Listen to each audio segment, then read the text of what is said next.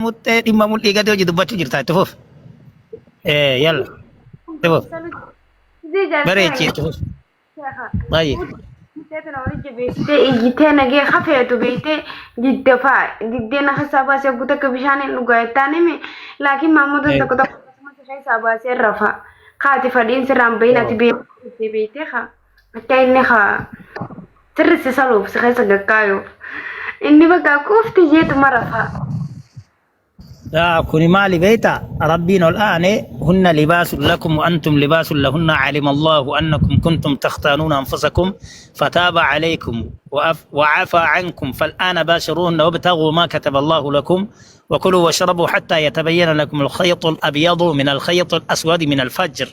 ثم أتموا الصيام إلى الليل ولا تباشرون وأنتم عاكفون في المساجد تلك حدود الله فلا تقربوها كذلك يبين الله آياته للناس لعلهم يتقون أكن الدبيا ولقال القرآن كراو يوتاتي وايا ملي جارساف جارتي غكايا كيستي إسني كرايا كأي دبي إسني كا مما نكي كنا إساتيكو جرانا كن أعوذ بالله من الشيطان الرجيم أحل لكم ليلة الصيام الرفث إلى نسائكم هن لباس لكم وأنتم لباس لهن علم الله أنكم تختانون أنفسكم فتاب عليكم وعفى عنكم فالآن باشروهن وابتغوا ما كتب الله لكم وكلوا واشربوا حتى يتبين لكم الخيط الأبيض من الخيط الأسود من الفجر ثم أتموا الصيام إلى الليل ولا تباشروهن ثم أتموا الصيام إلى الليل ولا تباشروهن وأنتم عاكفون في المساجد تلك حدود الله فلا تقربوها كذلك يبين الله آياته للناس لعلهم يتقون صدق الله العظيم. إن شاء الله الآن معكم بشر محمد. الآن نقدم لكم الآية اللي تقول في رمضان وحكم رمضان لأن الله سبحانه وتعالى هن لباس لكم وأنتم لباس لهن. جعل الله سبحانه وتعالى بين الزوج والزوجة نعمة الله التي يذكر فيها الله في من رمضان، يعني أحل في الليل وحرم من الفجر إلى المغرب. ولهذا يعني الآن نتكلم إن شاء الله من هذه الآية أسمانا ملي أستري قرآن أشت جتورا سورة بقرة كي ستي كالتي داني هن لباس لكم وأنتم لباس لهن كجدو كفر دبني قال أشت جتورا هن لباس لكم وأنتم لباس لهن. إسان اللي أغرتي وفتا كيساني إسان اللي وفتا إساني تيجد دوبرتون وفتا كينا نولي وفتا إساني كان جتو مالي دا غكايا أدام مالي أدوباني أدان أجيب كيسا ياسي جتو متي هدو بنيتي فريف كيسا ياسي فريف كيسا كاي أجا هدو كيتي بنيتي ألباي جتو متي سرر ألباي uffata kee isiin ta'uu jechuun ati uffata isii ta'uu jechuun maalidha? Uffata isii ati ta'uun akka isiin deemtee dhalaa bakka biraatitti isiin hin salamne qaceelloo irraa garrigu. Dhungoo jennaan dhungachuu, gakkaa jennaan duraa duuban akka isiin barbaadee liqliqqee gootee irraa gachuuffite nagayaan mutteen isii akka ollaa fi nama biraa irraa galtuudha jechu malee an uffata ifliiti jettee hudduu baaldii gootee jalachiisuu miti jaartiiti jettee qafoo taatee osoo takkatti gadi naqin horii. Takka osoo irraa gadi hin qabbaneessin. Asitti rabbii wanni isiin uffata keessan jedhuuf maaliifi qunxurroon kee alaa galuu qabaata. Sii galee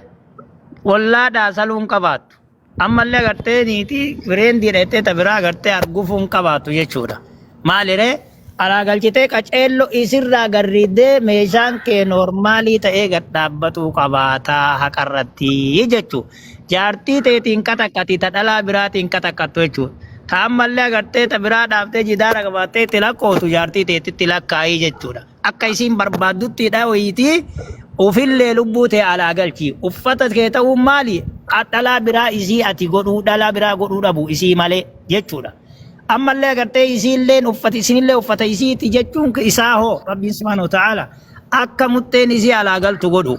أما فكينيا بيرو إدو كيساتي وري نغاوتن ونطرو قرتي رمضاتو لكمل لالما كيتن هين تاج ديو نسيني دو بدو مالي دو سنيم فكينيا كل إيغاميتين كنو يتشو أبوليتين تينا كايرا غافي يسين كاليسيتيرتي مي محمدو نسو قرتي فدنا إسا يسين غوتيني في أكما ربي فدي جدي تم كنو إرى ديبتي يسينيم تيرا فدا dhaggeeffadhaa fi maal jette kasti dhaggeeffadhaa sagalee isiillee waraabadhaati kiyyallee waraabadhaa miidha isiin bareechisiin takka takkaan sii deebisa teefoof. Haa waraabanii maarree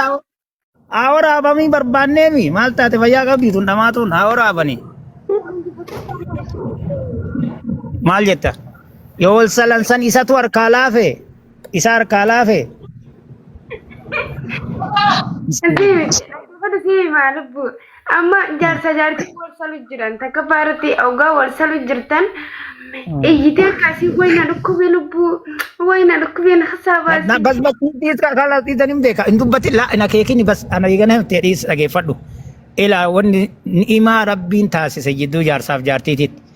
rabbiin qur'aana keessatti fakkeenyaaf dhalaantu yeroo agartee na dhukkube maali jettu likki yoo dhufee dhayaan qaceelloo itti tolee jedhe na dhukkubee jetti. Garuu immoo salma keessatti yeroo hedduu anteenaa isii gubbaa irra dhayaa isiniin jedhe afaan muxxee kana gubbaa bakka gararraatu sanitti rigaa isiniin jedhe daqiiqaa 10 yookaan isii dhiisaa goggogaa sanaa itti riidu qaceelloo itti riidee wallaa bal ofirraa gootii bidda itti qabamee jedhe aboo ofirraa facaaftuu dhiisaa kaa qunxurroo keessan kaasaa uummata nam tolche gowwaadhan dhageeffadhaa arrabanii dhaqqabdanila amma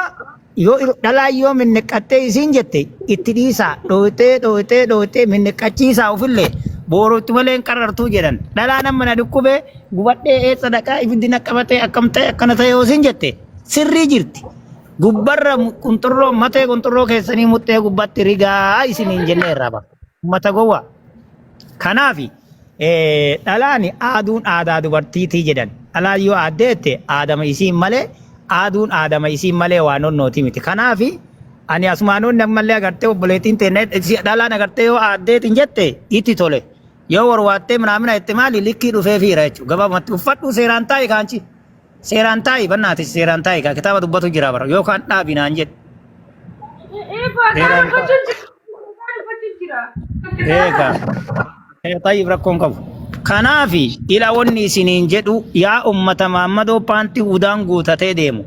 ila yaa Muhammadoo kaalsii ol dabarfateeti wama warreessu yaa kiyya qunxurroon teephaa dhageeffadhu muxxee gubbatti anteenaa gubbatti qunxurroo matee qunxurroo keetii daqiiqaa 5 yookaan yoo dadhabdee qunxurroon kee waan sinsini naawu taate daqiiqaa 5 iyyuu gubbarratti rigi keessa gadin fiigi yaa dololoo fadhiido maal gootaa keessatti tutumaa gowwaa nama boolla shintibeetii tibbade taata konka dhageeffadhu dayyuusota jala kana teessee udaan qubodduu kaatteetiin paantii keessa albaartu dhageeffadha laali meeshaa keessa laal afamuuzi iyyuu bar xiyyiiti iyyuu bar akkan alaamanii gubba qabanii ka'anii irra qabdeeti bakka duwwaa takka jira calleen keessa rasaasa yoo dhaan laala kanatti bakka callee keessa san dhattee keessa buuftaa fuudha keedhoositee mullaachii kuti qabdee nagat keessa buufta okkee beektan والله مسماري لفرا فودا ربي كي كقد إكنو وري نبي كنا بيكن رساسا يورا ويجوا والله بالله مسماري كوفيسات وإلا بالله بالقادي بشاني راغرتني خدا إيشي كرجال شولا كو خلا ورا خلا تيرا نبي كرت نبي كن إلا واني سنينجدو سيران غبرت متى غبرت تريغا متى غبرت تريغاتي سيرا وجدا كناف يو إيشي نغرتي أدينا نكوبه مال تلانغ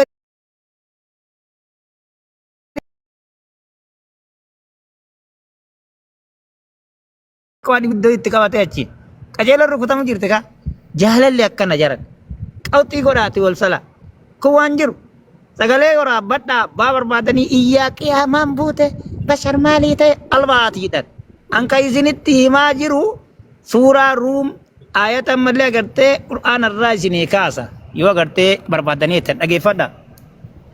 A'udzu billahi minasy syaithanir rajim. ومن ميو اسم بانتي كيسا udaan tammo hin albaatammo hin fincooftammo maaluma taatame ila asitti wanni rabbiin dubbatee jedhu maali ومن آياته ملكة ربي والآن إرّا إيجا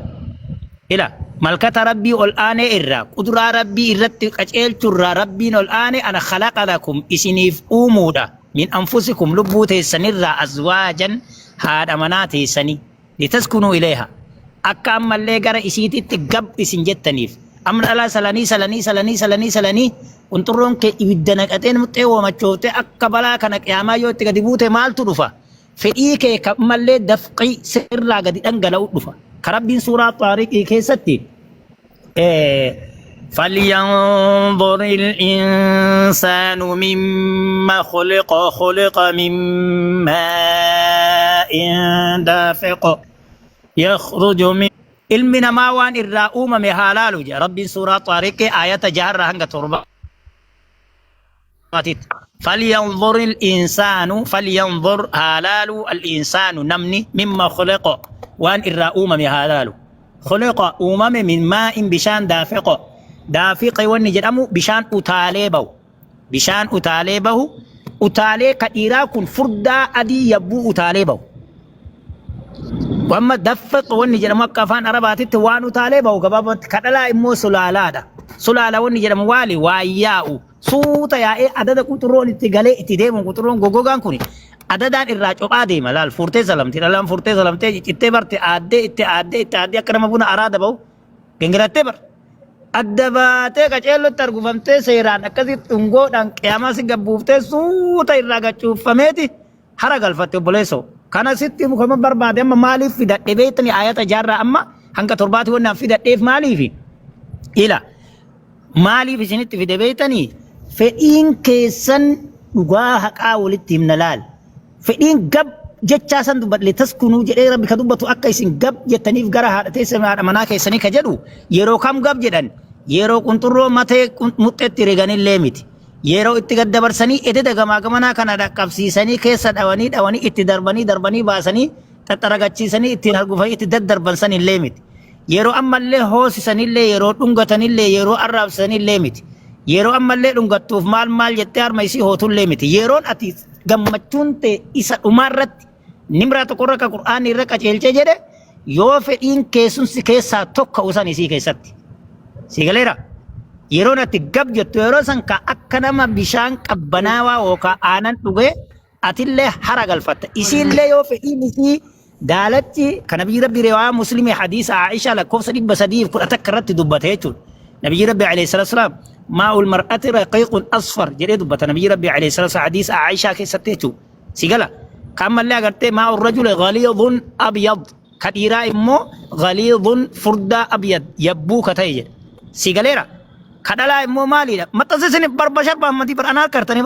amma eenyu hojja ka haasa'u jiran beeytanii waraabbadhaa sagalee tanallee dhibbatti isin eeyyame ila sila amma viidiyoo dukkana keessa jira asin baanee fooqa gubbaa jiraasaniif dhiifama ila kana waan taateef ani isinirraa gabaabsa kanaafi dhalaa yoo aaddee menneqqattee jette menneqqatuun aaduun aadaa dhalaati jedhanii suutuma idete gamaa micciiraatiin nyaachisa sinigala qaceellotti godha argufaatii akkasitti ammallee menneqqachiisa akka dubbiin nuftetti dubbanna obboleettiin teenna Dr. Sabriinaan rabbiin barakaa isii haa godhu أختنا الكريمة والغالية بارك الله فيها وتعلم هي أستاذة طيبة ومحترمة من الأروميين ما شاء الله عليها تتكلم يعني هي بالسنة والكتاب وشيء اللي يحل يعني من الحلال وإنما تسأل مسألة بالقرآن والحديث دكتور السبرينة بارك الله فيها حياها الله جزاها الله خيرا أختنا الكريمة وحياها الله لأنها سبحان الله بنت المسلم وتتابع الحق وتسأل من الحق ماذا يقول الله وماذا يقول الرسول عليه الصلاة والسلام وتسأل من الزوج والزوجة ونحن نرد عليه بكتاب الله ونجيب الدليل 188 والحديث الذي يقول فيه عبد الله بن عباس وجاء عمر بن الخطاب إلى النبي عليه الصلاة والسلام أهلكت يا رسول الله قال ما أهلكك ولما قال له هكذا قال يا رسول الله عليه الصلاة والسلام أنا يعني ذكر الحديث إلى الآخر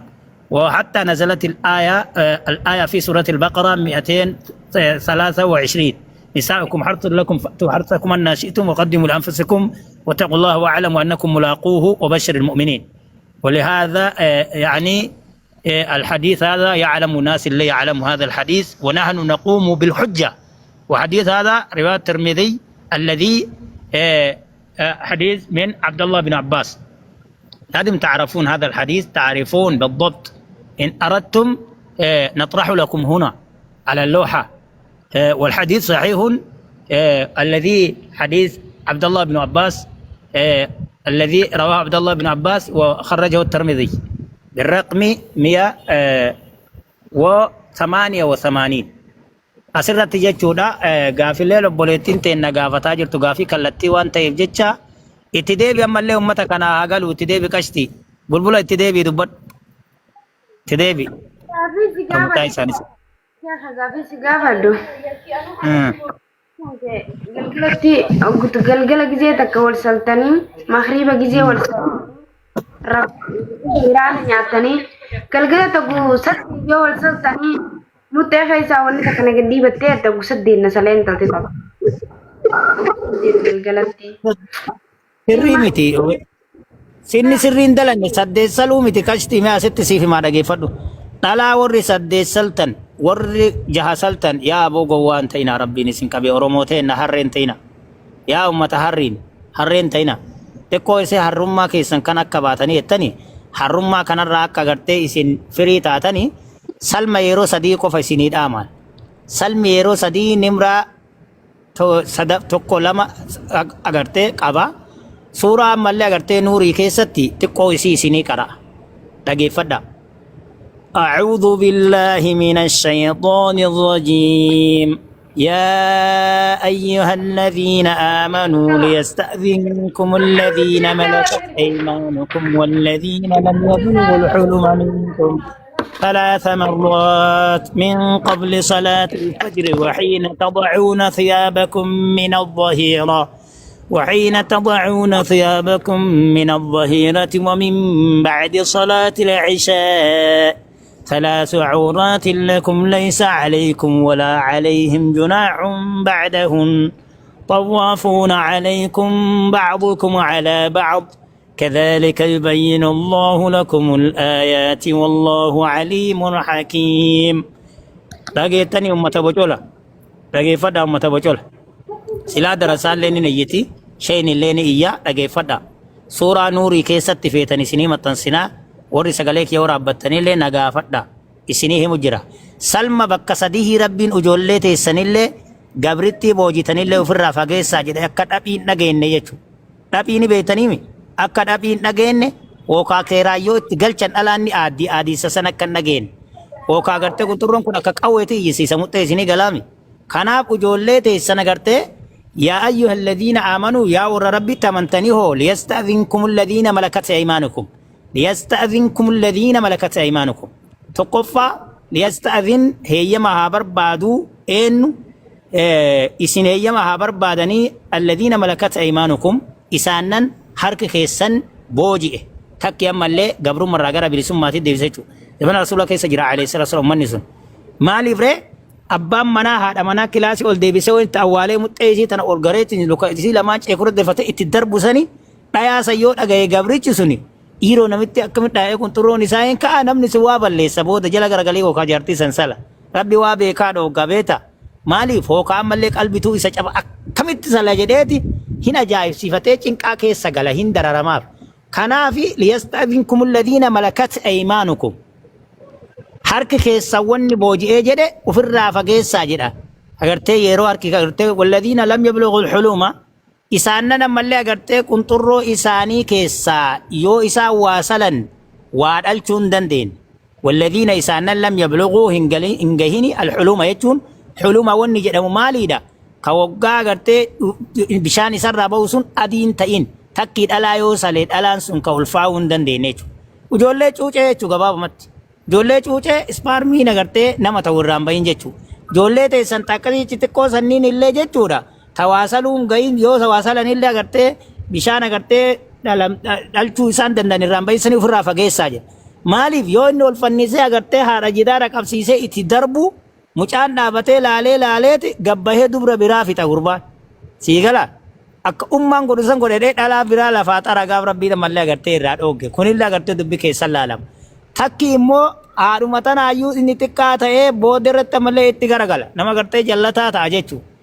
Takki immoo agartee akka aabboo namallee agartee aayyoo godhisan dhalaa biraa diimeetiin hojjeta jechuudha. Kanaaf rabbiin ofirraa fageessaadha ijoollee yoo ol guddatte waan sammuu keessatti qabatte san irratti duuti ijoolleen sii gala amma waan xiqqeennaan irra leenjitisanii yoo guddatte illee dhiiftu. Kanaaf rabbi ofirraa fageessaadha. Yeroon ofirraa fageessanuu yeroo kam min qabli salaatil fajri yeroo salaata fajri salaata obborootiin dura jedhe. Salaata obborootiin dura maaliif irratti bakka bishaan mazayii keessaa yaa'ee sani ni dhiqatti jiidha agartee isii keessaa yaa'ee san ni dhiqattee jechuudha. Paantii yoo taate paantii illee bakkee jiinni tuqee jedhe san ni dhiqatti yoo paarii illee taate uffata isii tuqee jiini isii tuqe san ni dhiqatti gabaabatti qaama guutuun dhiqattu. Wanni jennuun maalire bakka muxxee irraa bishaan yoo ati dhiiraan haasofte sirraa bahe sanii fi ammallee carqii kee kagartee muxxee irraa bishaan bahe sun san tuqe dhiqi malee qaama guutuu dhiqatuun hin jiru jennaan. Maaliif jennaaniin wanni kun waan maniyyiin ta'iniif osoo maniyyee yookaan janaabaa waan ta'u taate maali qaama guutuu dhiqatte osoo ammallee abbaan manaa isii salee gaafa abbaan manaa isii salee abbaan manaallee qaama isaa rifeensa isarraa hanga kotteetti dhiqata wanni tokko gogoinsi kanaaf na jechuudha isiillee agartee rifeensa isirraa hanga kotteetti dhiqatte osoo wal salanii osoo ammallee raftee fedhiin irraa waan gannaqamu taate raftee jechuudha. Eebjuun namni isii jaalattu dhufee yoo sale yookaan sheettan nama fakkaatee dhufee yoo sale abbaan manaa agartee gasiin qabdu dhufee eebjuu keessa yoo sale wanni kun dhiqatuun kanneen irratti waajibaaleedha. Yookaan immoo qubaan seeggaa dhaattee ofirraa buufte dhiqatuun isirratti waajiba. Kun immoo ka agartee isirraa bahe kuni ka isiin dhiiraan haasoftee abbaa manaatiin fakkeenya jenna haasoftee muxxee isii irraa bishaan haphii wayii yaa'e. Bishaan haphii yaa'u sun akka gorora daa'imaa ka jiru jechuudha. Takki immoo bishaan haphii yaa'u suni bishaanuma akka gorora daa'imaa walitti dhaabatee akka agartee nama yoo furriin qabee jedhee hasbaan yoo furriin qabee jedhee furrii bishaan keessaan jigu qal'atee haphatee akkasitti yaa'a. Kuni beekamaadha kitaaba dubbata. Kanaaf hukumiin isaa bakka jiini tuqee jedhe sanii fi carqii jiini tuqe qofa dhiqatte malee qaama guutuun dhiqattuu jennaadha. Gaafilee agartee akkanaa kana gaafatu isiitiif baay'ee tokko hagalooftuuftu obboleettii teennaa wordoo faatii jabaadha isinii jenna. Deebii kee kaketti aanu itti fufi qashti yoo gaafis bira jiraate itti fufi asumatti xumureerra kana itti fufi. Bashir amma gaafii sammuu qabu. Gizee jaarsa hangeeti warsalu jirta yoonii fi miira keessa galtee jaarsa hangee bakka gizee namni humbar gizee warsalu jiru miira keessa galee ka diddiduu fatakkaa jira beeyta diduu kan anni sii tuqaami sii tuqa akka tifeetetti dubbadhu sii tuqa waan taate doktora muttee waliin haasoo jirta sheekha